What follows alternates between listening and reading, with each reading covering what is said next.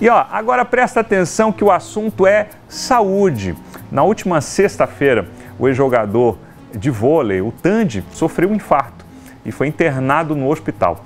O campeão olímpico falou sobre o episódio nas redes sociais e contou, que o corpo chegou, a dar vários sinais, como falta de ar e também palpitação. Para entender melhor esse caso e dar dicas de como identificar esses sinais, nós estamos aqui recebendo a médica cardiologista, a Thaís Vieira. Boa tarde, doutora, seja muito bem-vinda. E ó, as doenças cardiovasculares, elas são a maior causa aí de óbito no mundo. Então, por isso, a gente quer saber como é que faz para deixar o coração bem protegido, doutora. Boa tarde, Lohan. Um prazer estar aqui com os seus telespectadores. Então, realmente, as doenças cardiovasculares são as que mais matam, levam a óbito no mundo. Não só o infarto do miocárdio, mas o AVC, que é chamado popularmente de derrame cerebral. E hoje, Lohan, nós estamos presenciando o infarto do miocárdio em idades cada vez mais jovens. Você vê Tandy, um medalhista olímpico, 54 anos, pelos relatos dele próprio nas redes sociais, ele se descuidou um pouco de uma avaliação cardiológica anual, pelo menos, durante uns 4 ou 5 anos. Provavelmente, talvez até tenha piorado o estilo de vida dele. Sim. E todos esses fatores podem ter contribuído para que ele possa vir a ter o infarto do miocárdio, Então, a gente sabe que os principais circunstâncias que podem levar ao infarto agudo do miocárdio, além do histórico familiar, se você tem alguém na sua família, você tem que ficar sempre em alerta, e os tradicionais fatores de risco, como hipertensão arterial, diabetes, colesterol e triglicérides elevados, o cigarro. E esse ajuda muito, Ajuda. A obesidade, o sedentarismo. Então, o estresse, Hoje a gente está vendo as pessoas submetidas a um regime de estresse, não só de estresse, mas de ansiedade, de depressão. E todos esses fatores, eles se somam para levar ao infarto do miocárdio. O infarto, a gente vê esse caso do Tandy, que chamou a atenção nacionalmente, e até a gente abrir um parênteses para isso, em relação às pessoas famosas, às celebridades, que quando acontecem casos como esse, também chama a atenção, onde não necessariamente tem um mês para falar de campanha sobre isso, mas foi uma coisa que infelizmente aconteceu com ele, mas que assim, de alguma forma também traz um aprendizado para poder também as pessoas se cuidarem melhor, não é, doutora? Não tenha dúvida, Então, quando a gente vê um famoso tendo um evento cardiovascular, o que acontece? A gente cai em si de que isso pode acontecer com qualquer um de nós, A qualquer idade, Então, você vê que ele não valorizou os sintomas, Ele teve palpitações, cansaço, uma dor na mandíbula e no ouvido, Então, tradicionalmente, os principais sintomas são dor no peito, que irradia para os braços, para as costas, e que pode irradiar para a mandíbula. Eu já tive pacientes que, inclusive, foram ao dentista porque eles estavam com dor mandibular. Sim. E o dentista entrou em contato comigo e encaminhou para mim. Então, na verdade, ele não teve dor de ouvido, ele teve uma irradiação da dor na mandíbula até a região do ouvido. Então, esses sintomas atípicos acontecem muito nas mulheres. Hoje a gente está tendo as mulheres, elas não só têm uma alta mortalidade por infarto, mas os sintomas podem vir de uma maneira não tão tradicional. Então, a mulher ela pode ter uma dor na região do estômago. Que o homem normalmente não apresenta. Apresenta em menor proporção. Entendeu? Tá. E muitas das vezes uma dor na região do estômago leva, claro, a um médico gastroenterologista, E há uma perda de tempo.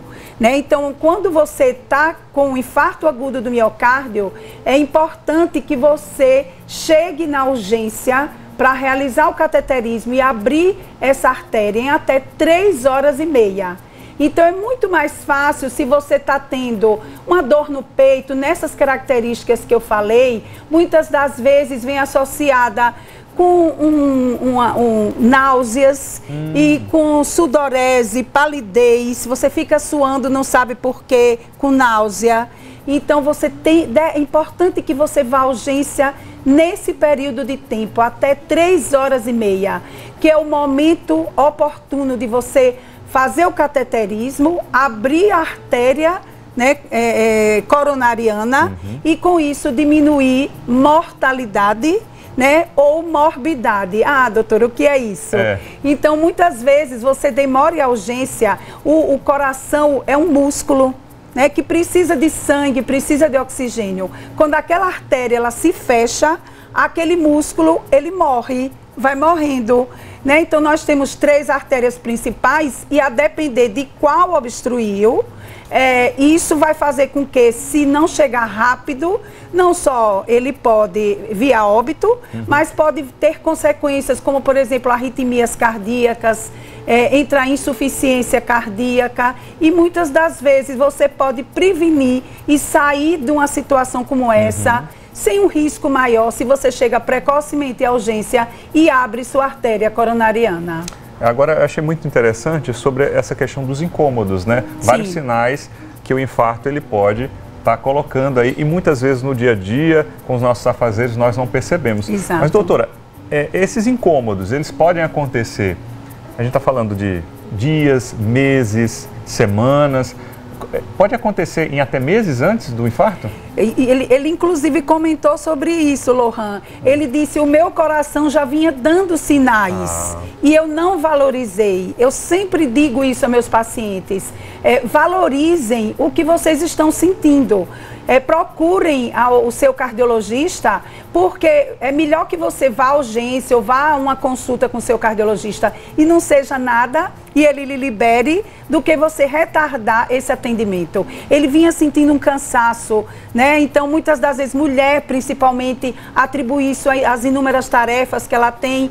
E muitas vezes, Lohan, elas chegam à urgência e os próprios profissionais de saúde não valorizam, acham que é ansiedade, né? Existe isso também, né? Existe, infelizmente. Então, valorizem suas queixas, procurem o seu cardiologista ou a urgência o mais breve possível. Sempre eu digo, você chegando lá, não sendo nada, o médico profissional, ele vai lhe orientar e você retorna às suas atividades. Ao passo de que, se for um infarto agudo do miocárdio, o pronto atendimento vai salvar a sua vida. Pois é, não foi nada, graças a Deus, mas pelo menos eu vi, né? Exato. Mas a gente está falando de pessoas que apresentam sinais. Mas vamos falar de prevenção também, doutora? Falar da importância do check-up anual, né? Sim. É muito importante todo mês fazer aquela série de exames, porque é realmente ali que a gente consegue se prevenir. É muito importante. Você viu que no relato dele, ele tinha quase 5 anos que não ia ao médico, né? Então é um tempo muito longo, porque a saúde, ela precisa de um atendimento ou um cuidado contínuo, né? Não pode se demorar tanto tempo, né? Então, os principais fatores de risco, como eu falei, então, se você é hipertenso, foi diagnosticado com hipertensão, ir ao seu cardiologista para ver se a sua medicação está surtindo efeito. Se você é diabético, para saber se aquele tratamento está normalizando sua glicemia. A prática de pelo menos 1 hora, 4 vezes por semana, por si só, já reduz em 30% o risco cardiovascular, né? Então, parar de fumar, diminuir seu estresse, controlar seus níveis de colesterol. O cardiologista, ele vai estratificar o seu risco. Você pode vir à consulta e ser de risco baixo. Sim. E eu vou lhe dizer, você não precisa vir assim tão periodicamente, só uma vez por ano, né? Mas se você é um paciente de alto risco,